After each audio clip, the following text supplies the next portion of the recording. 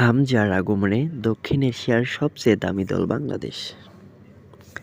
বছরের একেবারে শেষ প্রান্তে এসে বদলে গেল দারুণ এক সুখবর পেয়েছে বাংলাদেশ ফুটবল দল। দীর্ঘদিনের চেষ্টার পর অনেকটা অনিশ্চয়তার পার করে অবশেষে বাংলাদেশের জার্সিতে খেলার নীতিগত অনুমোদন পেয়ে গিয়েছেন ইংলিশ প্রিমিয়ার লিগের তারকা হামজা চৌধুরী। জন্মভূমি ইংল্যান্ড ছেড়ে মায়ের দেশ বাংলাদেশের জার্সিটাই আপাতত উঠেছে তার গায়ে। বাংলাদেশের জাতীয় দলের হয়ে হামজা চৌধুরীর অভিষেক হতে পারে আগামী বছর মার্চের ভারতের বিপক্ষের ম্যাচে।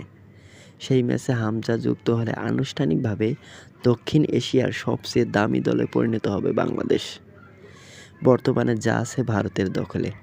অবশ্য হামজা বাংলাদেশের হয়ে খেলবেন, এই ঘোষণার পরে লাল সবুজের ফুটবল দলকে এই অঞ্চলের সবচেয়ে দামি দল বলা হয়।